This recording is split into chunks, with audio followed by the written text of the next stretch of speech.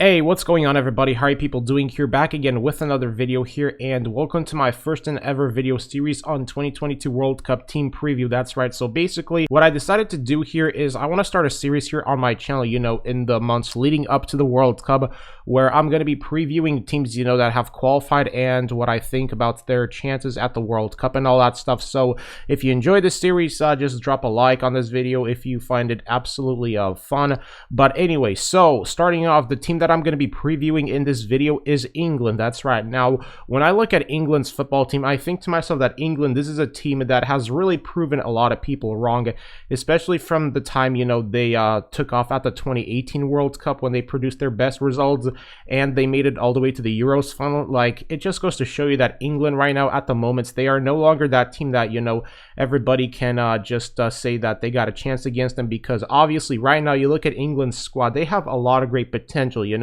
especially if players like Jadon Sancho get selected for England's starting 11 in the World Cup, because I already think that Harry Kane and Sterling, they're definitely going to be selected, I think, for the World Cup lineup, for Gareth Southgate's final World Cup squad. And obviously looking at the England national team here, I think that the best asset on their team in terms of, creating chances and just being able to be an absolute threat to any back four, without a doubt, in my opinion, would have to be Raheem Sterling. Now, Raheem Sterling, I personally think, is without a doubt the most important player on England's squad, not only because of how instrumental he is in the England team, but I just believe that Sterling, he's the ultimate driving force and just the ultimate cornerstone for that England team, especially that front England three.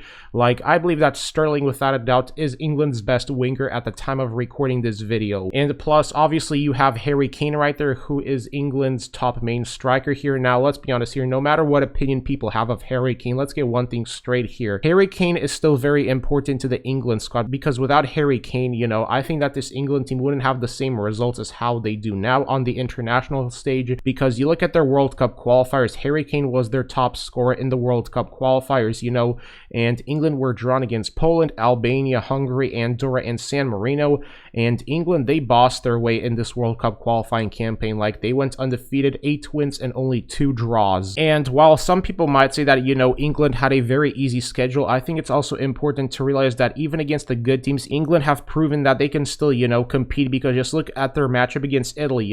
England within the first half against Italy in the Euro 2020 final, they were absolutely in control of the game. I mean, they were just absolutely able to find holes in Italy's defense. However, towards the end of that game, Italy just were able to find their way back up, even though they didn't qualify. England, I think, still have proven already that competing against the big teams, that they can definitely do that, and it's going to be interesting to see how they fare off against teams like France and Germany at the World Cup if they get drawn in a group against them. I think that England's front attack is looking very solid here, especially with Harry Kane, Sterling, Grealish, to name a few players in that starting 11. Now, the only thing that you're wondering about this England team is how well will their defense perform at the World Cup, because you look at players like Harry Maguire, who so far had a very turbulent season with Manchester United. I'm wondering whether he's going to be included in England's squad or no, because I definitely imagine that Harry Maguire, he's definitely going to be included, and I think that the World Cup is going to be a chance for him to, turn things around and see whether he's worth all that 80 million that United paid for him. Harry Maguire has been on the back end of a lot of criticism with United, but that question still leaves you wondering, will Harry Maguire improve at the World Cup or no? Because so far with Manchester United, his season has been kind of pretty lackluster, I have to say. But I do think that Harry Maguire still has time to maybe turn things around with the England team,